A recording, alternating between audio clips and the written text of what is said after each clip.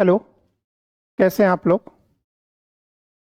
सबसे पहले मैं आपके बीच में एक खेद व्यक्त करना चाहूँगा कि मैं कुछ निजी कार्यों से 17 और 18 2 दिन के आपके बीच मैटर सब मतलब दे नहीं पाया हूँ।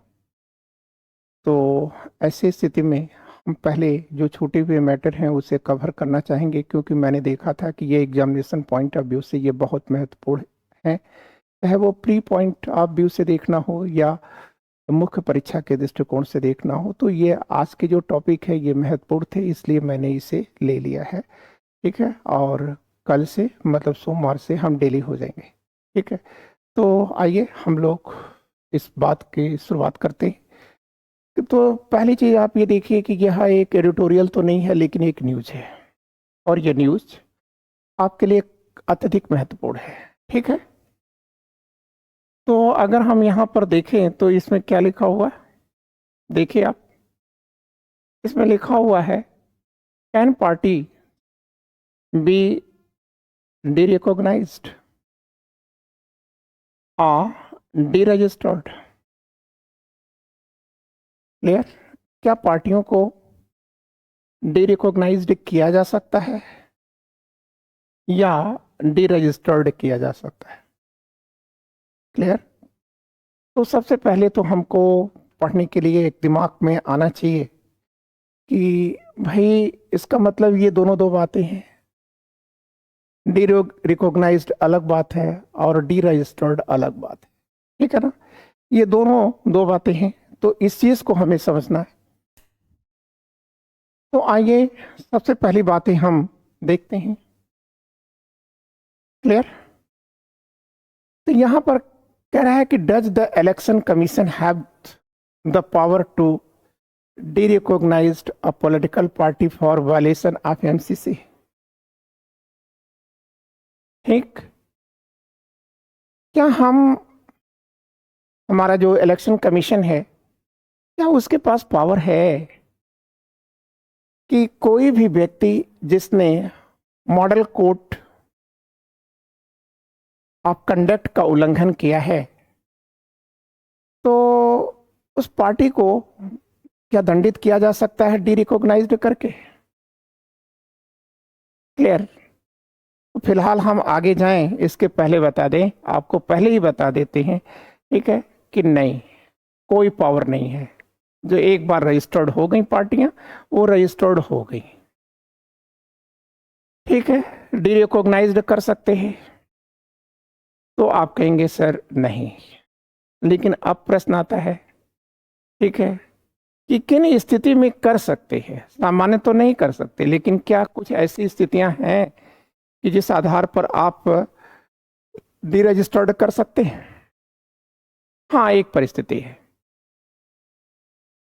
क्या? तो हम आगे चल के यहां देखेंगे क्या लिखा है। लेकिन यहां हम आपको शुरू में लाते हैं, ये जो आर्टिकल लिखा है, इसको लिखा है एक आईएएस ऑफिसर है, रंगराजन साहब, उन्होंने लिखा है। और उन्होंने लिखा है द स्टोरी सो फार, कहानी यहीं तक है। क्लियर? आप ये क्या लिख रहे हैं? The election commission of India ECI in its report on enforcement of model code of conduct, MCC has stated that it expects star campaigners to lead by examples, not violate the fabric of society. क्या मतलब है इसका? इसका मतलब ये है कि election commission, आप कह सकते हैं कि जो स्टार प्रचारक होते हैं उनसे एक आशा करता है। क्या आशा करता है भाई? कि देखिए, आप एक नजीर बन जाइए, आप ऐसा कुछ मत करिए, ऐसा कुछ मत बोलिए जिससे जो हमारे समाज के जो फैब्रिक्स हैं, फैब्रिक मतलब यहाँ ताना बाना से है, ताने बाना है, इसको आप घायल मत करिए। और जैसे ही ईसीआई ने यह बात रखी, वैसे ही दुनिया देश के अंदर, ठीक है, एक बहस छिड़ गई। क्लियर? अब वो बहस क्या छिड़ गई, तो उसमें हम लोग देखते हैं क्या है। तो देखिए, खैर बहुत ज़्यादा मेहनत यहाँ करने की ज़रूरत नहीं है आपको। मैं इस तरह से बता रहा हूँ कि आपको तुरंत याद हो जाएगा, बशर्ते आप पेन और पेपर अपने साथ लिए हों। ये कह रहा है कि रजिस्टर्ड पार्टीज कौन कौन होती हैं। ठीक है, देखिए, अगर हम पार्टियों को डिवाइड करें तो पार्टियां दो प्रकार की ही होती हैं इलेक्शन कमीशन में। एक होती है रजिस्टर्ड पार्टी, ये देखिए लिखा हुआ है रजिस्टर्ड पार्टी, और दूसरी होती रिकॉग्नाइज्ड पार्टी है। क्लियर ना? लेकिन आप याद रखिएगा, हर रिकॉग्नाइज्ड पार्टी रजिस्टर्ड होती है, लेकिन हर रजिस्टर्ड पार्टी रिकॉग्नाइज्ड नहीं होती। ठीक है, क्लियर? ये तो आप समझ गए। अब यहां पर आप एक चीज याद रखिएगा, ठीक है, रिकॉग्नाइज्ड पार्टियां ये जो है ये दो प्रकार की होती हैं। एक स्टेट लेवल की होती है, दूसरा नेशनल लेवल की होती है। ठीक है, दो प्रकार की ये पार्टियां होती हैं। क्लियर?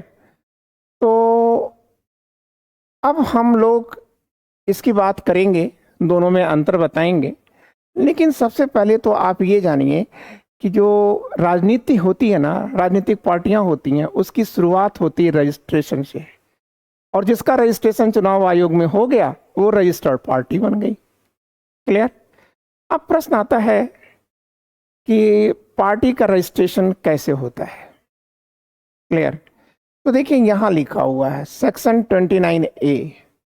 ठीक है, सेक्शन 29A है। किसका सेक्शन 29A है? तो आप देख रहे हैं यहां लिखा हुआ है रिप्रेजेंटेशन ऑफ पीपल्स एक्ट।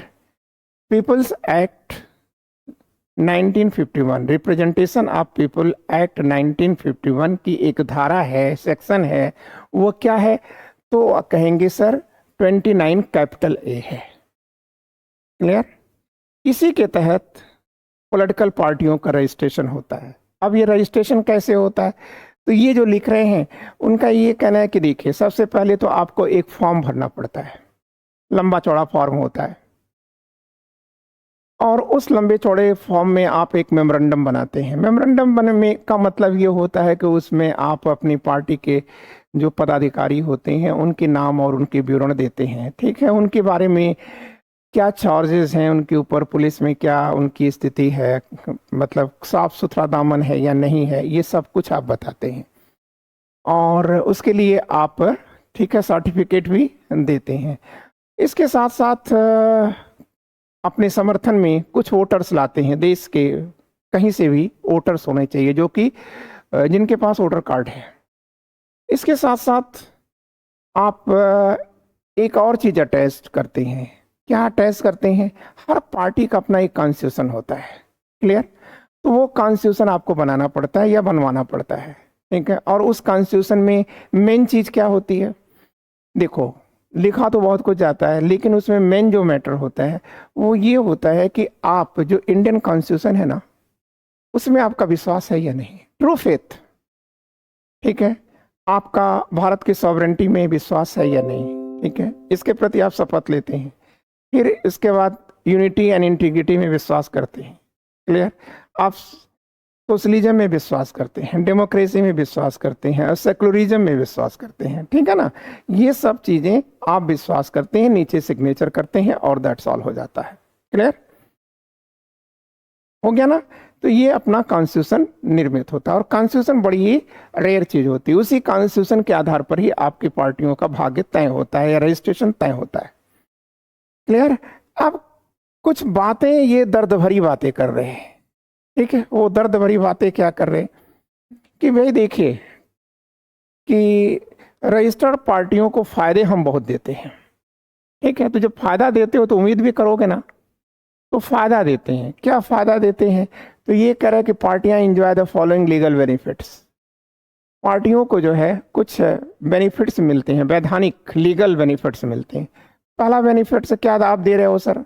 तो पहला बेनिफिट्स आप ये देते हो कि इनको टैक्स नहीं देना पड़ता। ठीक है, कैसा टैक्स नहीं देना पड़ता? जो भी आप डोनेशन रिसीव करते हैं, ठीक है, वो समस्त डोनेशन जो है वह इनकम टैक्स एक्ट 1961 का सेक्शन है 13A, उसके द्वारा जो है क्या करता है, ठीक है, वो एग्जम्प्ट कर जाता है। ठीक है, क्लियर। तो पार्टियों को कोई, ठीक है, टैक्स नहीं देना पड़ता, अपनी आय और व्यय पर कोई कुछ नहीं करना है। तो बहुत बड़ी बात है भाई। अच्छा, अब आपको शायद समझ में आ गया होगा, इसका मतलब पार्टियां एक लाभ का कार्य है। दूसरी बात यह है कि common symbol for contesting general election for the Lok Sabha, state assemblies and, बस इतने तक। दूसरा पॉइंट इतना है। फिर वो कह रहे हैं कि देखो, लोकसभा का और स्टेट असेंबलियों का चुनाव लड़ने के लिए उनको एक चुनाव चिन्ह दे दिया जाता है। ठीक है, ये भी एक बेनिफिट है, आपकी प्रतीक बन गई, आपकी पहचान बन गई। ठीक है, तीसरी चीज ये कह रहे हैं कि जो रजिस्टर्ड पार्टियां होती हैं उसमें 20 स्टार कैंपेनर्स होते हैं, मतलब 20 क्या होते हैं, ठीक है, स्टार प्रचारक होते हैं। और ये भी कह रहा है कि देखो जी, जहां तक ईसीआई की रिपोर्ट है उसके अनुसार कह रहा है कि देश के अंदर जो है 2790 एक्टिव रजिस्टर्ड पॉलिटिकल पार्टीज हैं। लेकिन ठीक है, वो आगे यहां पर कर रहा है कि लेकिन इसमें वर्क जो होती हैं, ठीक है, कितनी कर रही हैं, 1/3 ही कर रही हैं, मतलब तीसरा हिस्सा ही काम कर रहा है और शेष लोग ऐसे ही कार्य कर रहे हैं। ठीक है, कुछ लोग इनएक्टिव हैं और कुछ लोग दूसरे क्षेत्र में एक्टिव हो जाते हैं। और दूसरा क्षेत्र कहने का मतलब आप समझ चुके होंगे। आप कह रहा है कि व्हाट आर रिकॉग्नाइज्ड पार्टीज। तो पार्टीज तो रजिस्टर्ड पार्टी तो आपने समझ लिया। अब कह रहा है कि रजिस्टर्ड पार्टियां कब रिकॉग्नाइज्ड हो जाती हैं। मैंने अभी आपसे कहा कि रिकॉग्नाइज्ड पार्टियां रजिस्टर्ड होती हैं, हर रिकॉग्नाइज्ड पार्टी रजिस्टर्ड होती है, लेकिन हर रजिस्टर्ड पार्टी रिकॉग्नाइज्ड नहीं होती। तो कह रहा है कि what are recognised party, recognised party क्या है। तो देखो, आप कह रहा है कि जो रजिस्टर्ड पार्टियां होती हैं, जिसे इन्होंने कहा है कि इसका रजिस्टर्ड पार्टियों का पूरा नाम इन्होंने क्या बताया है, ठीक है, रजिस्टर्ड अनरिकॉग्नाइज्ड पॉलिटिकल पार्टी, जिसे शार्ट में इन्होंने रूप कहा है, RUPP। ठीक है, क्लियर, ये कहा है। फिर इनका ये कहना है कि भाई वो कौन सी शर्तें हैं जब रूप जो है RUPP, कब यह ऑर्गेनाइज्ड हो जाती है। ठीक है, तो देखिए इसके लिए ये लिखा है, खैर इसमें इन्होंने ये नहीं लिखा है। ठीक है, बस इन्होंने ये कह दिया कि सर्टेन परसेंटेज होल्ड या सर्टेन सीटों को होल्ड करने के बाद वो ऐसा हो जाती हैं। लेकिन मैंने यहाँ पर ये लिख दिया है कि नेशनल पार्टी कौन बनेगी। ठीक है, तो नेशनल पार्टियां वो पार्टियां होती हैं जिन्हें देखो 2% कुल जो लीगल वोट कास्ट हुए हैं उसका 2% या तो वोट आपको मिला हो, या आपने 11 MP को जिताने में सफलता पाई हो। ठीक है, कितने राज्यों में, कम से कम 3 राज्यों से आपके 11 MP चुनकर आते हों। ठीक है, या 2% आपको पूरे लोकसभा का वोट मिला हो। सेकंड कंडीशन क्या है, 6% वोट्स इन ए 4 स्टेट। ठीक है, 4 राज्यों में कुल 6% आपको वोट मिला हो, कोई सांसद जीता हो या ना जीता हो, लेकिन अगर आपको इतना मिला है तो नेशनलाइज्ड हो जाएंगे। तीसरी कंडीशन क्या है कि 4 या 4 से ज्यादा राज्यों में, ठीक है, एज ए स्टेट पार्टी के रूप में रिकॉग्नाइज्ड हो, मतलब 4 राज्यों में या उससे ज्यादा राज्यों में, न्यूनतम 4 राज्यों में आपका लेवल स्टेट पार्टी का है। क्लियर। अब प्रॉब्लम ये है कि स्टेट पार्टी कौन होती है, तो आप कहोगे कि सर स्टेट पार्टी बनने के लिए आप अपनी सर्टेन स्टेट में, जिस राज्य से हैं आप, वहां जो वोट पड़ा है उसका 6% आपको मिला होना चाहिए। कौन सा वोट, लीगल वोट, और 2 MLA भी आपको जिताना होगा, तब आप स्टेट पार्टी बन जाएंगे। ठीक है, दूसरी कंडीशन क्या है, कह रहा है कि लोकसभा की 6% मत आपको मिले हों और 1 सीट MP की जिताने में आप सफल रहे हों, तो स्टेट पार्टी है। ठीक है, इतना क्लियर हो गया। फिर कह रहा है कि व्हाट आर द इश्यूज, समस्या क्या है। तो समस्या तो मैंने आपको शुरू से बता दिया, पहले ही बता दिया कि देखो कि पार्टियां रजिस्टर्ड तो बहुत है, लेकिन चुनाव कौन लड़ता है। तो चुनाव इनका ये कहना है कि 1/3 ही चुनाव लड़ते हैं।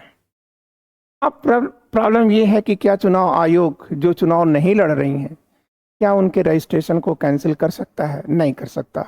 ठीक है, और इस पर सुप्रीम कोर्ट में एक मुकदमा लड़ा गया था। ठीक है, किसके वर्सेस लड़ा गया था? इंडियन नेशनल कांग्रेस है और वर्सेस है institute of social welfare and others. 2002 में ये एक मुकदमा आया था जिसमें सुप्रीम कोर्ट ने भी स्वीकार कर लिया था कि इलेक्शन कमीशन ऑफ इंडिया को, ठीक है, डी रजिस्टर्ड करने का कोई अधिकार नहीं है। क्लियर? अब प्रश्न आता है कि आपसे पूछ दिया जाएगा कि क्या डी रजिस्टर्ड हो सकती है किसी शर्त पर? यस, हो सकती है। कब? तो आप कह देंगे कि सर देखो, एक तो ये है कि आपने पार्टी जो बनाई या रजिस्टर्ड जो कराया उसका आधार ही फ्रॉड है, मतलब आपने फ्रॉड दस्तावेज लगाया है। दूसरा है कि आप नेशनल इंटीग्रिटी के लिए खतरा है, तो भी हो सकता है। ठीक है, तीसरा ये प्रमाणित हो जाए कि आप एंटी कॉन्स्टिट्यूशनल वर्क करते हैं, ठीक है, तो भी यह हो सकता है। क्लियर? पार्टियां डी रजिस्टर्ड हो सकती हैं। क्लियर? अन्यथा सामान्य स्थितियों पर डी रजिस्टर्ड नहीं कर सकते। क्लियर है ना? अब आपका ये पॉइंट हमने बखूबी समाप्त कर दिया। अब आइए देखिए, दूसरा टॉपिक है, ये है द हिंदू का मेन एडिटोरियल। क्लियर? तो इसमें देखिए कह रहा है कि health advice to take win with no pinch of salt. देखो इसमें एक बात है, हेल्थ की बात कर रहा है और हेल्थ में नमक जिसे हम लोग प्रतिदिन खाते हैं, नमकीन जिसे कहते हैं, नमक से ही नमकीन बनती है। तो उसमें उनका कहना है कि हमारे हेल्थ पर नमक का क्या असर पड़ रहा है। तो इसमें देखिए एक रोग की बात कर रहे हैं वो, और वो रोग है ब्लड प्रेशर की। तो इनका कहना है कि लगभग 3 साल से, इन द लास्ट 3 ईयर्स, 3 साल से, ठीक है, कोविड-19 वैक्सीन पर आप एक बहस छड़े हुए हो कि कोविड-19 वैक्सीन जिसको लगी वो उनके शरीर में गई और जाने के बाद उसने क्या किया कि ब्लड का जो है क्लॉटिंग कर दिया, थक्का बना दिया, फिर ब्रेन स्ट्रोक हो गया, ब्रेन स्ट्रोक से भी कुछ लोग मर गए, और फिर उसके बाद ज़्यादातर लोग जो है वह हार्ट फेल्यूर से मर जा रहे हैं। लेकिन कह रहे हैं कि ये चीज़ें कहाँ प्रमाणित हैं। ठीक है, अभी कोविड-19 का जो इंजेक्शन जिस कंपनी ने बनाया था, इसके पहले मैं आपको पढ़ा भी चुका हूँ, तो उसका भी मैटर ये कंप्लीट प्रमाणित नहीं है। ठीक है, लेकिन कह रहे हैं कि जो चीज़ प्रमाणित नहीं है उस पर बहस ज़्यादा की जा रही है, और जो चीज़ जग जाहिर है उस पर आप बहस ही नहीं कर रहे हो। तो वो जग जाहिर चीज़ें क्या है जिससे हमारे यहाँ मौत का रेशियो जो है लगातार बढ़ता जा रहा है? तो उनका ये कहना है कि वो सॉल्ट है। क्लियर? अब प्रॉब्लम यहाँ पर ये है कि ये जो सॉल्ट है ना, इसके बारे में क्या प्रॉब्लम है सॉल्ट के बारे में? तो इनका ये कहना है कि देखो भाई,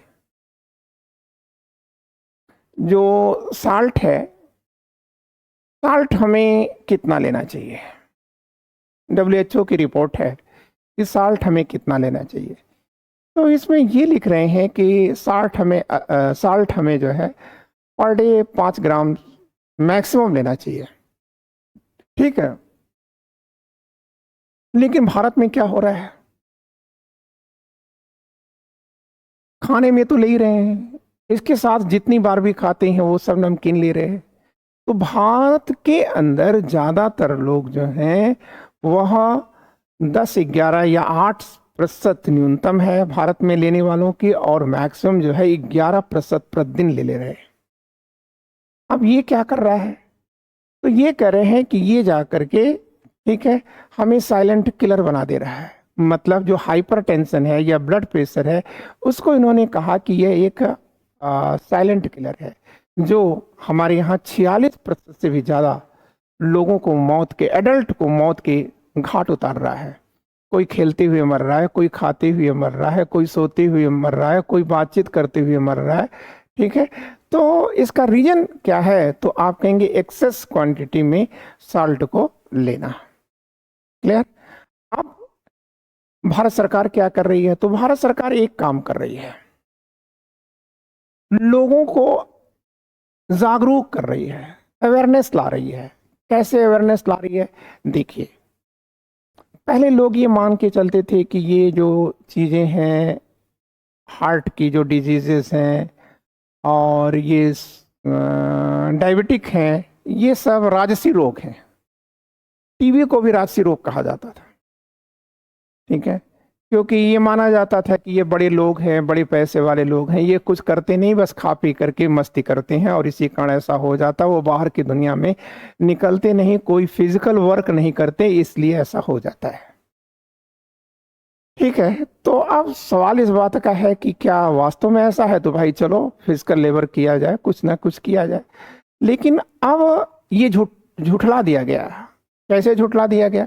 तो इनका कहना है कि दिल्ली की एक एनजीओ है, ठीक है। अब ये एनजीओ करता क्या है कि दिल्ली के अंदर और गुरुग्राम के अंदर 50 कैंप लगाता है। उसमें 12,000 ऐसे पेशेंट को लेता है जो लोअर मिडिल फैमिली से हैं, ठीक है, लोअर मिडिल से भी नीचे हैं, ठीक है, उनको लेता है और लेने के बाद देखता है कि ये हार्ड वर्कर्स हैं, ठीक है, इसमें से फ्यू वेयर्स रिक्शा पुलर्स, ठीक है, तो ये लोग भी हैं। लेकिन देखा कि इसमें महिलाएं भी हैं जो हार्ड लेबरर्स हैं, ठीक है, तो देखा कि इन लोगों में भी हाइपरटेंशन या बीपी की प्रॉब्लम है। तो अब प्रश्न आता है कि ये तो हार्ड लेबरर है, मजदूर टाइप के लोग हैं, मजदूर हैं, इनको तो नहीं होना चाहिए था ना। ये तो सारे के सारे लोग फिजिकल वर्क कर रहे हैं, पसीना ही तो बहा रहे हैं, लेकिन इनको क्यों हो रहा है? डायबिटिक इनको क्यों हो रहा है? और हाइपरटेंशन इनको क्यों हो रहा है? तब इन्होंने पाया कि वास्तव में इसका रीजन ये नहीं है। इसका रीजन ये है कि नमक का मैक्सिमम सेवन करना। क्लियर? तो अब इस समस्या का समाधान क्या है? तो इस समस्या का समाधान के बारे में इन्होंने कहा है कि भाई कट करिए, आप साल्ट लेने में कमी कर दीजिए, कट द सॉल्ट। क्लियर? और हो सके तो आप न्यूनतम सॉल्ट लें, ठीक है, 4 ग्राम से प्रतिदिन से नीचे आप लेते हैं तो निश्चय ही आप क्योर हो सकते हैं। और इवन कि 30% लोगों की बचाया जा सकता है, ठीक है, 20% लोगों को मरने से तुरंत बचाया जा सकता है, ठीक है। तो इस प्रकार का इन्होंने आंकड़ा दिया और ये कह रहा है कि अगर ऐसा नहीं हो रहा है, ऐसा नहीं हुआ तो एडल्ट जो वर्ग है वो इसकी चपेट में ज़्यादा आएगा। फिर इन्होंने लास्ट में ये लिखा है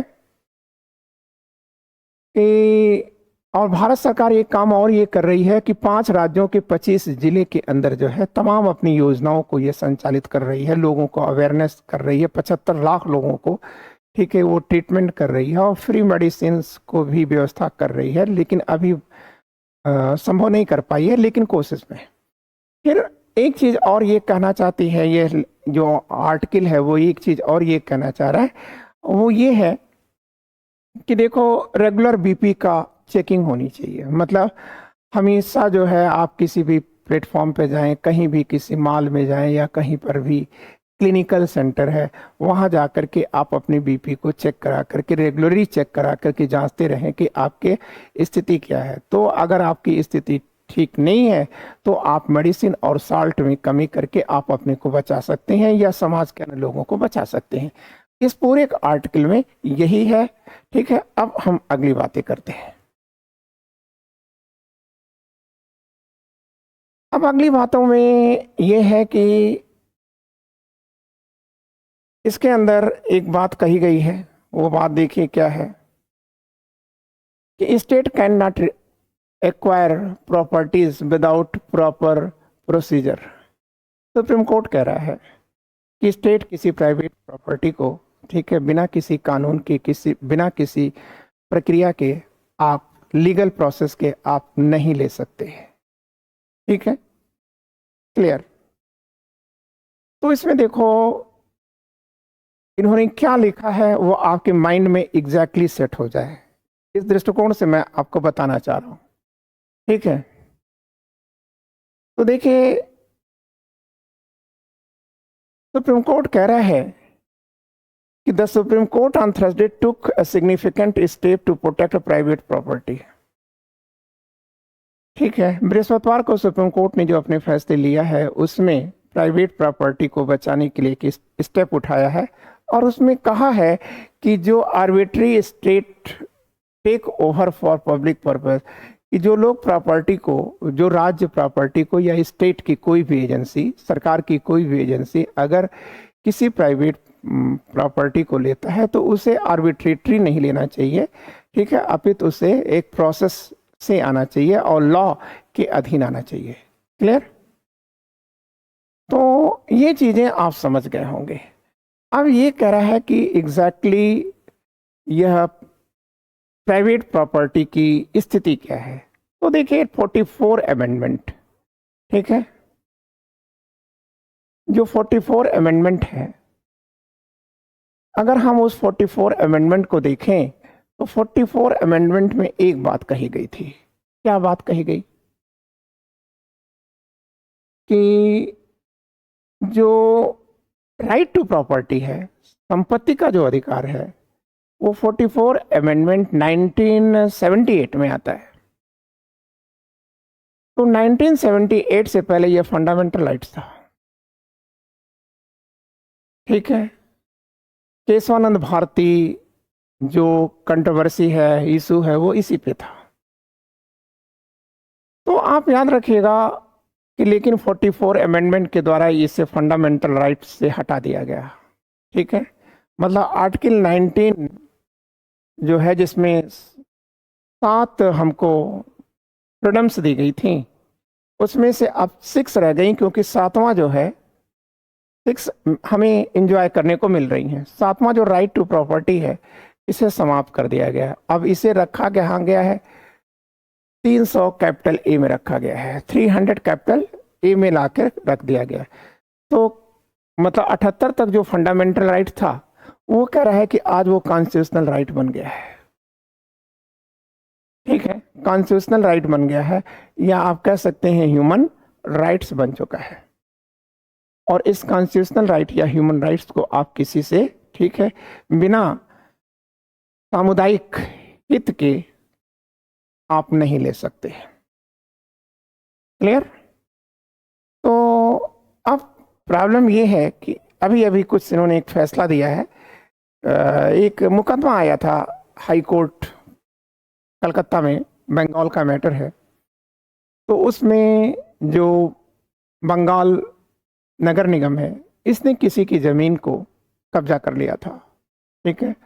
तो वो बंदा जो है वो सुप्रीम कोर्ट में आया। तो सुप्रीम कोर्ट ने नगर निगम को, ठीक है, तुरंत आदेश दिया था कि आप इन्हें कंपनसेट कर दें, ठीक है, क्योंकि आपका जो कारण है उसमें वह कारण नहीं है जिन कारणों को आपने दिखाया है।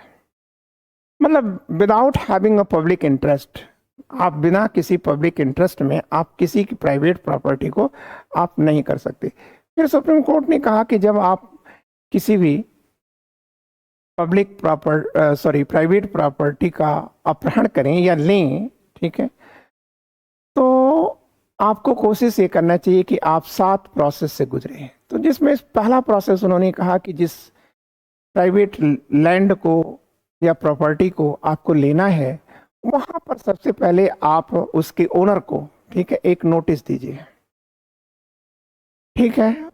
और नोटिस देने के बाद फिर उनको सुनिए, उनकी क्या दलील है। फिर जब उनकी दलील आपने सुन लिया, तो फिर आप थर्ड स्टेप पे उनको बताइए कि नहीं, हमें आपकी ज़मीन लेनी है। क्लियर? फिर उनका ये कहना है कि वो आप 4th स्टेप पर आइए, और 4th स्टेप पर आने के बाद आप उस ज़मीन का पर्याप्त मुआवजा, कंपनसेशन आप करिए, ठीक है। और इसके बाद जब आप कंपनसेट कर लिए हों, तब आप एक काम और कर दीजिए। क्या काम कर देंगे आप? और तो अगला जो काम आप करेंगे वो ये है कि भाई आप एक टाइमलाइन में आप उस भूभाग पर या प्रॉपर्टी पर नियंत्रण स्थापित कर ले, ठीक है। क्लियर? तो ये था स्टेट के संदर्भ में मैटर। अब अगर हम इसके बाद भी चलें तो अगला जो है थोड़ा सा और महत्वपूर्ण टॉपिक आपके बीच में आ रहा है। तो देखिए ये जो टॉपिक है वो कह रहा है कि the use of AI in drug development, ठीक है। ये टी होना चाहिए था डेवलपमेंट, ठीक है। एआई का ड्रग के डेवलपमेंट में क्या यूज है, ठीक है, इस पर वो बात कर रहा है। एआई आप देख रहे हो कि आने वाला जो दौर है वो आर्टिफिशियल इंटेलिजेंसिया का है। तो ये कह रहा है कि ये जो आर्टिफिशियल इंटेलिजेंसिया है इसकी क्या भूमिका है, क्लियर।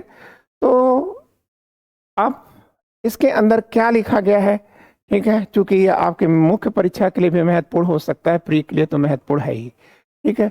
तो यहां पर देखिए कह रहा है कि व्हाट आर टारगेट प्रोटीन्स क्या है and how are they identify, और उनको कैसे हम पहचानते हैं, ठीक है। फिर कह रहा है हाउ डू, मतलब एआई बेस्ड टूल्स, ठीक है, कि ये देखिए एआई के टूल्स दिए गए हैं। कौन से दो टूल्स का नाम इन्होंने लिया है, ठीक है, AlphaFold 3 and RoseTTAFold all atom, ठीक है, ये दो टूल्स हैं। अब कह रहा है कि ये कैसे, ये दोनों टूल्स कैसे, ठीक है, ये जो टारगेट है उसको कैसे पहचानते हैं, ठीक है, और इनके द्वारा जो निर्मित दवाएं हैं वो कैसे उसे इंट्रैक्ट करती हैं, कैसे उसे नष्ट करती हैं, मतलब ये है बाइंडिंग कैसे करती हैं।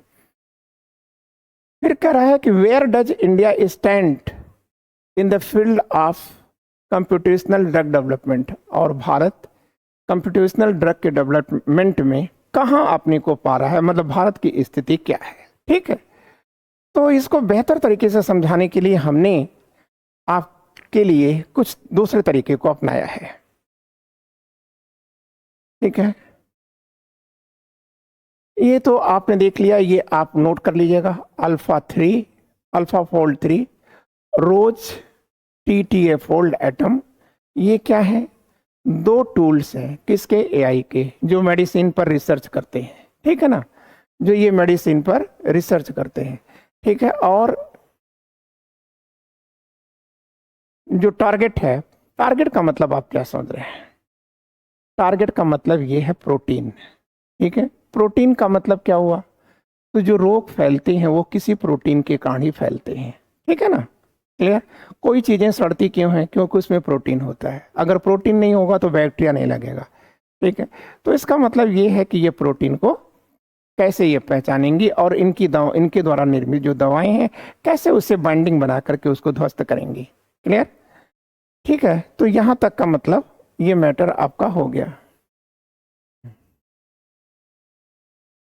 अब अगली बात हम आपसे करना चाह रहे थे, अगली बात ये देखिए कह रहा है कि how can AI help this process, ठीक है। एआई जो है इसमें कैसे काम कर रहा है, ठीक है। तो आप याद रखिएगा अगर एआई इसमें सफल हो जाता है, ऐसा करने में सफल हो जाता है, तो इससे देखिए हमारे पास जो पैसे हैं वो उसमें बचत हो जाएगी, समय में बचत हो जाएगी और एक्यूरेसी आ जाएगी, क्लियर। आप ये कैसे वर्क करता है, तो आप ये कहेंगे कि इनकी जो ड्रग होती है वो टारगेट से मिलती है और टारगेट से मिल करके और उसके साथ बाइंडिंग बना करके उसे ध्वस्त कर देती है, ठीक है। अब ये इनके दोनों टूल्स जो हमने आपको पहले ही बता दिया है वो उस टूल का नाम इन्होंने लिया है, ठीक है। ये सब चीजें हमने आपको बता दिया, ठीक है। अब एक चीज आपको और बताना है, इसमें ड्रॉबैक क्या है, कौन सी ऐसी कमियां हैं जो इसके ड्रॉबैक्स हैं। तो देखिए पहली चीज इसमें जो ड्रॉबैक्स हैं इसकी जो द्वारा जो सूचनाएं दी जाती हैं वो सूचनाएं केवल 80% ही सही होती हैं, मतलब एक्यूरेसी उसमें, ठीक है, 76% से लेकर के 80% तक ही होती हैं, ठीक है। और ये जो है प्रोटीन और आरएनए, ठीक है, दोनों को इंटरेक्ट करने की स्थिति में होती हैं, लेकिन इसमें जो सबसे बड़ी समस्या है वो ये है कि इसका क्लिनिकल और प्री क्लिनिकल जो टेस्ट हैं, ठीक है, वो अब तक नहीं हो पाए हैं। और फिर एक्चुअल में क्या है, इसमें एक और कमी आती है कि ये कभी कभी ये रॉन्ग प्रोडिक्शन कर देते हैं, ठीक है, रॉन्ग प्रोडिक्शन कर देते हैं, तो मशीन ना, तो ये गलत सूचनाएं भी दे देते हैं। ठीक है, तो ये इनकी सारी की सारी ये कमियां रही हैं। अब कह रहा है कि इंडिया की क्या स्थिति है, इंडिया किस स्थिति पर खड़ा है। तो आप कहेंगे व्हाट अबाउट इंडिया, तो कह रहा है कि developing new AI tools for drug development requires large scale computing infrastructure, especially ones with a fast graphic processing unit। देखिए अभी इंडिया में, ठीक है, आप डेवलपिंग स्टेज पर है और इंडिया के सामने जो है सबसे ज़्यादा जो मुश्किल आ रहा है वो GPU के बारे में आ रहा है। ये GPU का मतलब क्या हुआ, ग्राफिक प्रोसेसिंग यूनिट है। ठीक है, अब ये ग्राफिक प्रोसेसिंग यूनिट क्या होता है, तो आप कहेंगे इसी से जो है हाई किस्म के जो प्रोसेसर्स होते हैं वो बनाए जाते हैं, और इंडिया जो है अभी इस स्थिति में नहीं है। ठीक है, क्यों नहीं है, क्योंकि देखिए एक तो कह रहा है कि जियो चिप्स आर एक्सपेंसिव, बहुत खर्चीला है, और दूसरी चीज ये है कि इसमें लगातार फास्टर जो है बहुत तेज गति के साथ इसमें परिवर्तन किए जा रहे हैं।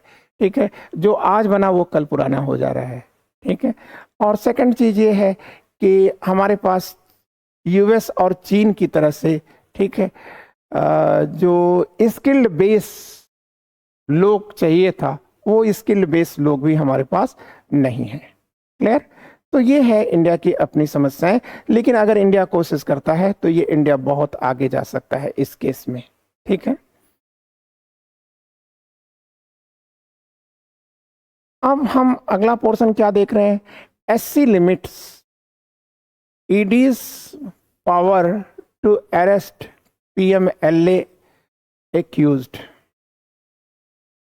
आपने एक संस्था का नाम सुना होगा, और ED इन्फोर्समेंट डायरेक्टरेट या डायरेक्टरेट ऑफ इन्फोर्समेंट का नाम आपने सुना होगा।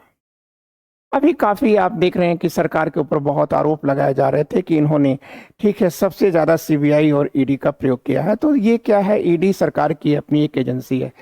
ठीक है, और इस एजेंसी की स्थापना किसके अंदर की जाती है, तो आप कहेंगे मनी लॉन्ड्रिंग एक्ट के अधीन की गई है। अब ये मनी लॉन्ड्रिंग एक्ट कब बना है, तो आप ये कहेंगे कि मनी लॉन्ड्रिंग एक्ट सर 2002 में बनता है। ठीक है, किसके तहत बनता है, तो आप कहेंगे मनी लॉन्ड्रिंग एक्ट जो है आर्टिकल 253 के अधीन बनता है। ठीक है, तो एग्जैक्टली सुप्रीम कोर्ट ने ये देखा था, इसका दुरुपयोग होते हुए देखा था, तो जो मानव का राइट टू लिबर्टी है उसकी रक्षा के लिए उसने ED को या मनी लॉन्ड्रिंग की जो एजेंसी है इस पर जो कार्य करने वाले लोग हैं उन पर काफ़ी लिमिट्स लगा दिया है। ठीक है, कि आप गिरफ्तारी कैसे कर सकते हैं, किसी को आप कैसे गिरफ्तार कर सकते हैं, तो इसी चीज़ का पूरा विवरण इन्होंने दिया है। ठीक है, तो यहाँ लिखा है the Supreme Court on Thursday give a flip to right to personal liberty.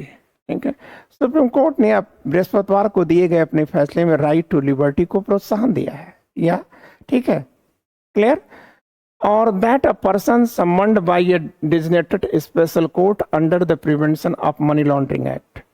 ठीक है, तो कह रहा है कि यदि कोई व्यक्ति मनी लॉन्ड्रिंग एक्ट के तहत, ठीक है, विशेष न्यायालय द्वारा बुलाया जाता है तो उसे गिरफ्तारी न मान लिया जाए।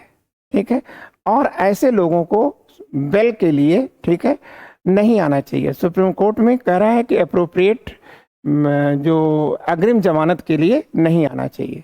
क्लियर, फिर और इस प्रकार से ऐसा कह करके इन्होंने किया क्या है कि जो अरेस्ट करने की जो शक्ति है उसी को सीमित कर दिया है। ठीक है, ED द्वारा जो अरेस्ट करने की शक्ति है उसी को इन्होंने क्या किया है, सीमित कर दिया। और इसमें इन्होंने कहा कि यदि कोई व्यक्ति उनके द्वारा, मतलब जो कोर्ट है, विशेष कोर्ट है, अगर उस विशेष कोर्ट के द्वारा सम्मन किया जाता है और सम्मन करने के बाद अगर वो आता है, ठीक है, कोर्ट में उपस्थित होता है, ठीक है, तो ये कोई जरूरी नहीं कि अगली बार भी वो पर्सनली आए। ठीक है, वो अपने किसी के माध्यम से आ सकता है।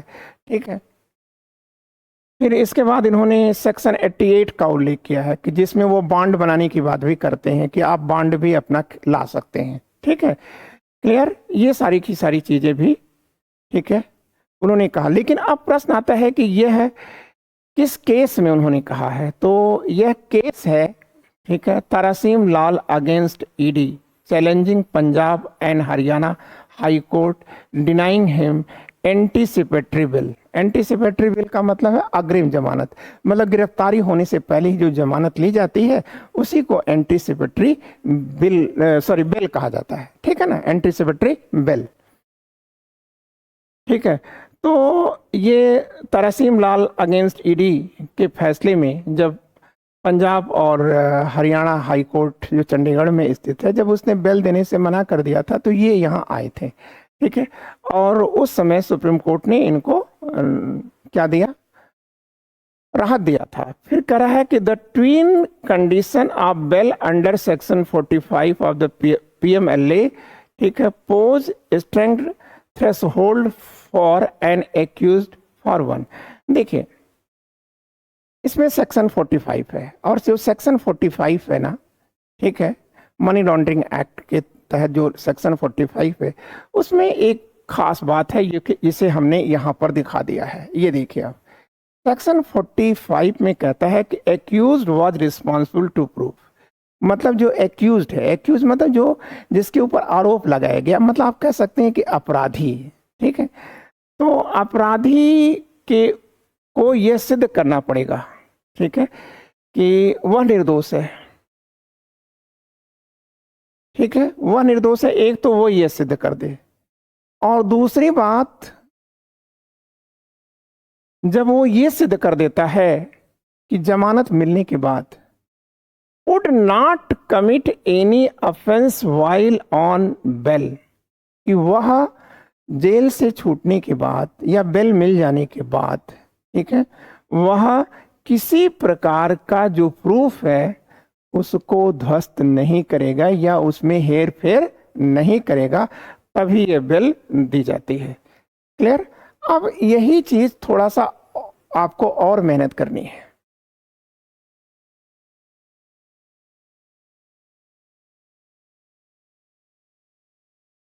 देखिए उसी का पार्ट है ये।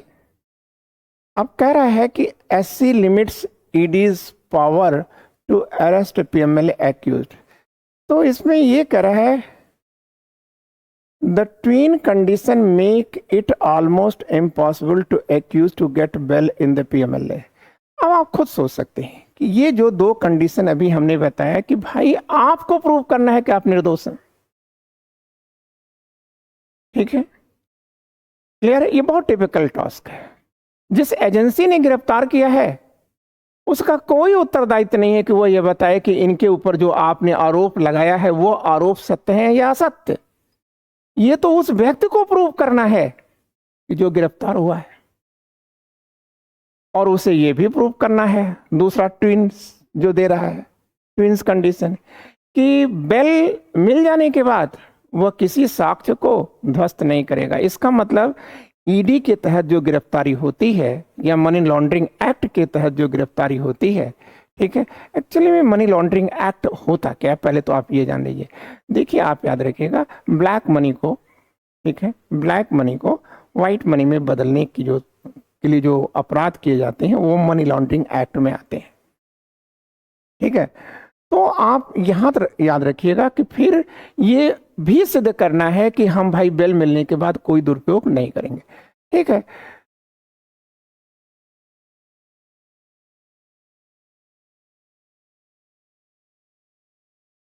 अब यहाँ पर जज ने कहा है, न्यायाधीश ने कहा है कि जो व्यक्ति स्पेशल कोर्ट में उपस्थित हो जाता है, ठीक है, उसे फ्यूचर में उपस्थित होने की जरूरत नहीं है, ठीक है।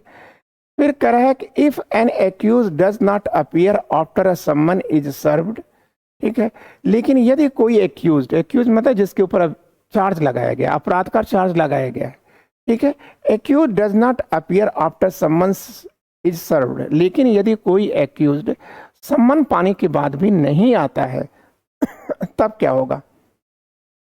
The special court could issue a bail warrant. तब जो है स्पेशल कोर्ट दो प्रकार का वारंट जारी करेगी।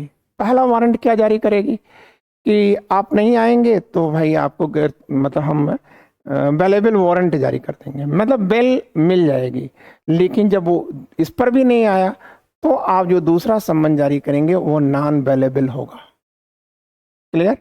लेकिन फिर अगली चीज ये कह रहे हैं, in its verdict the top court said the ED would have to separately apply for the custody a person who appears in the court. यहां ईडी को, ठीक है, फंसा दिया इन्होंने। क्या फंसा दिया? कि ईडी करती क्या थी कि नोटिस के बाद ही कोर्ट की नोटिस दिला करके और उस व्यक्ति को गिरफ्तार कर लेती थी। उनका कहना है कि नहीं, आप ऐसा नहीं कर सकते हो। ठीक है, अब आपको कोर्ट में, ठीक है, क्या करना पड़ेगा? अपील करना पड़ेगा कि हम अमुक आदमी को गिरफ्तार करना चाहते हैं। वो कोर्ट आदेश देगी तब आप गिरफ्तार कर सकते, अन्यथा नहीं गिरफ्तार कर सकते। ठीक है। हाँ, एक चीज इन्होंने कहा कि ईडी, ठीक है, और उसमें इनका ये भी कहना है कि भाई जब कोर्ट में आप जाओगे तो बताओगे ना कि सब क्या कारण है, क्यों गिरफ्तार करने हैं।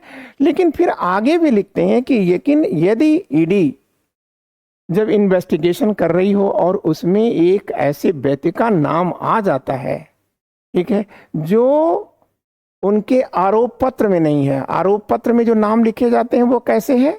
41A और बी के तहत लिखे जाते हैं। तो इनका कहना है कि जब इन्वेस्टिगेशन चल रहा हो और उन इस इन्वेस्टिगेशन के दौरान यदि कोई ऐसे व्यक्ति का नाम आता है जो कि आरोप पत्र में, ठीक है, शामिल नहीं है, तो ईडी उनको गिरफ्तार कर सकती है, लेकिन गिरफ्तारी के नियमों का पालन करते हुए।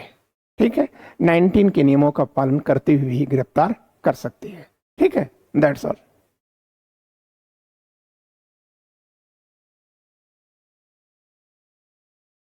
Thank you. और आज इतना ही, और फिर हम लोग कल मिलेंगे। Good day.